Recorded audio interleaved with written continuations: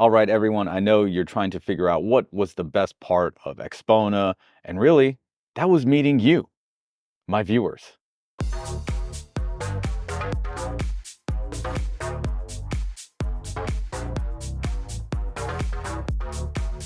Big shout out to Karch. Thanks for taking me out to this burger joint off campus. It was great. And of course, I got to meet other YouTubers and industry peeps. One of my favorite people is David Solomon. And of course, my brother from another mother, Aaron from Aaron's Audio Corner.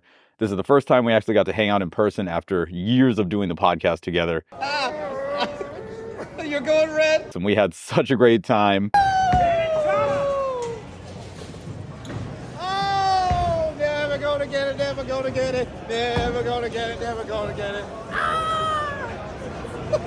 Big shout out to MoFi Distribution for helping me get out to Axpona. So thank you guys so much. Really appreciate that. I still have a lot of Axpona content to get out there, and I'm lagging a little bit because I'm trying to get this room in order. And while I'm here, let's do a shameless plug for the Spatial Audio Calibration Toolkit. Now, instead of going through all the crazy speakers that are super expensive, figured why don't we go through all of the budget options that were really standouts in my mind and something that everybody can afford. Well, not everybody, but majority of people can afford, as opposed to like the $100,000, $200,000, $1 million setups. First is the Bluetooth speaker from Morel, which retails for $299. You can purchase 2 of these and run them in stereo, and oh my goodness, these things rock. So much sound from such a small speaker. You guys have to hear this thing. If you're in the market for a Bluetooth speaker, you definitely need to check this out. Morel also has a pair of towers that run $2,000 for the pair, and I was totally surprised at the way they sounded because they sounded really good and they look really nice too. They have a really nice design to it and they look pretty sexy. Now, I've never heard RBH, but they had some very expensive speakers there. They had a $50,000 pair. The bookshelf and subwoofer combo was, I think, $17,000. But what stood out was a pair of black floor standers that were $1,200 for the pair. Now, I talked to the good folks over there, and they do want to send this over for me to review. So I'm excited to get into my space and check it out. Now, I did play my favorite bass test song, and I've been playing this at all the rooms in Axpona that I could, because some of them, they were like, Diana Krall, let's go. And I'm like, okay, let's go out of this room, please. And the song is called Under the Influence, and it's by Chemical Brothers, and it's got this beautiful, beautiful bass drop right in the song there. You guys can stream it on whatever platform. It's a pretty old song. Shouldn't have too much of a hard time finding it. Another pair of speakers for $2,000 that I liked were from ELAC, and these pint-sized speakers, affectionately called filing cabinets because they're made out of all like aluminum or metal or something like that. They put out a ton of great sound, and these things are tiny. I was super surprised at the amount of sound coming out of these guys.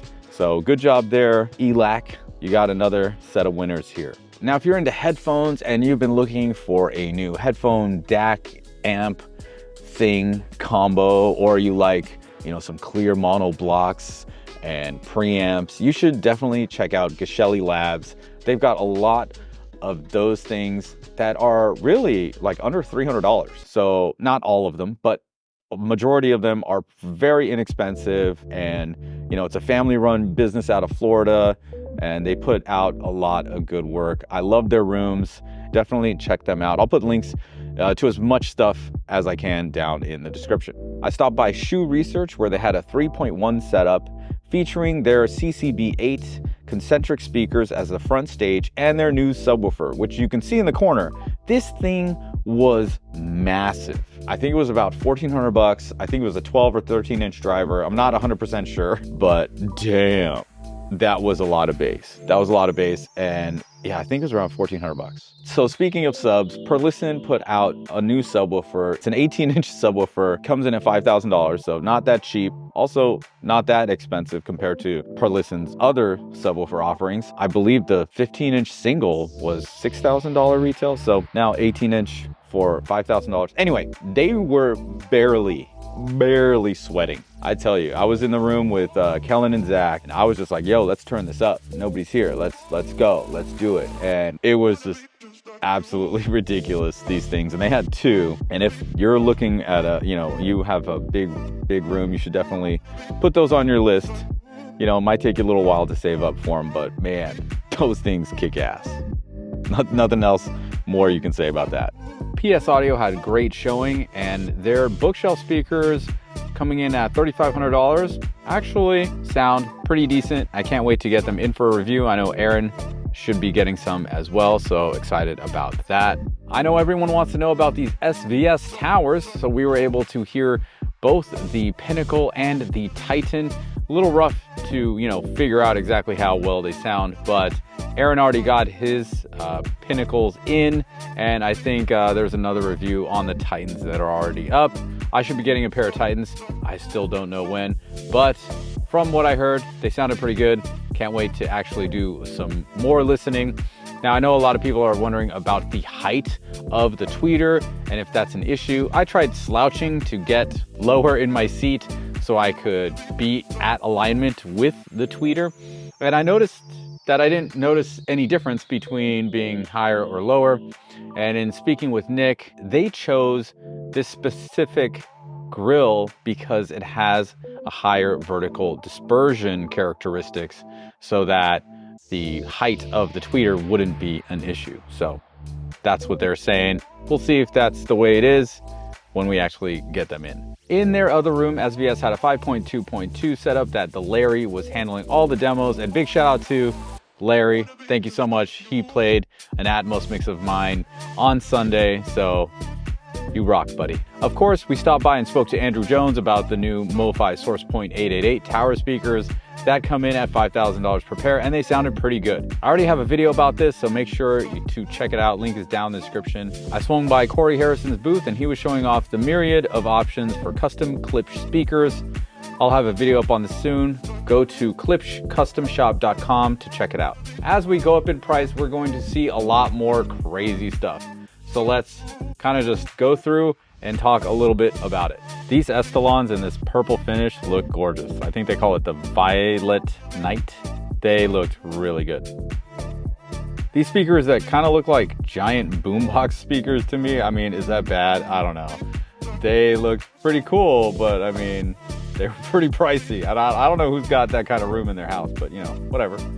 We did check out these Rockport speakers at a store when Aaron first showed up. That was actually pretty cool. Big ups to everybody involved. Rockports has some real sexy carbon fiber, and you couldn't really tell until you went up close to it. I like that. That's pretty nice.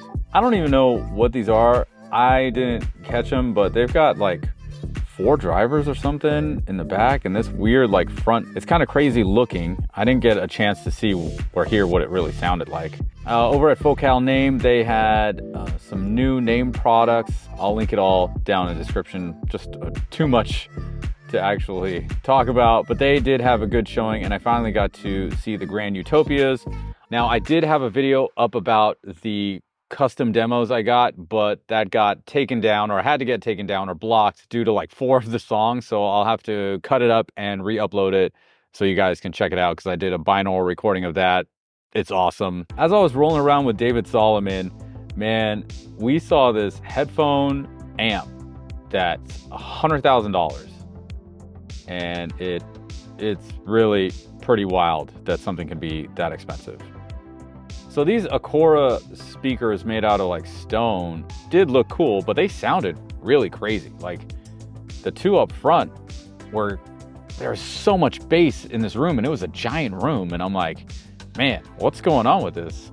The other ones that had like lighting inside of them, wow, that was super cool. These things look cool and they sound pretty good. Now, I don't know how they measure, but like, hey man, at this point, do you even care? Do you even care? And if you like tubes, you should definitely come to Axpona, because everybody had tube amps. Well, not everybody, but some of the ones that had tube amps, man, these things were hot, and they're like, oh yeah, don't touch that thing. We've had them on since like Wednesday. They just never turn them off. It's crazy. We saw these speakers that were like see-through. Very cool idea. We couldn't get a chance to hear them because there was too many people in the room, but damn, they look kind of nice. Stereo Integrity had a couple of subwoofers, but they have some speakers that they're kind of debuting. Some tower speakers. Again, got a couple of songs in there, but nothing really, you know, amazing to, you know, say about it. Probably just need more time. Oh, and I love this clip here. It's Aaron being a straight up celebrity, and it's great. Look at him. Look at him. Look at him go. Look at him. Dynaudio had pretty good room. It was a giant room that had a whole bunch of different setups, so I kind of just walked around and didn't get to hear anything, but they're definitely a speaker company I would like to check out a little bit more because they have a whole bunch of offerings. They look good. Now it's just a matter of, do they sound good? A lot of people say they do, so definitely on my list of speakers I need to check out. We checked out some speakers by a company named Lothar. A very interesting demo because they didn't have anything from any streaming platform. So they're like, oh, we just have, you know, what we have, which is really odd in this day and age. But hey, whatever. Had I known, I would have brought some CDs and stuff. You know what I'm saying?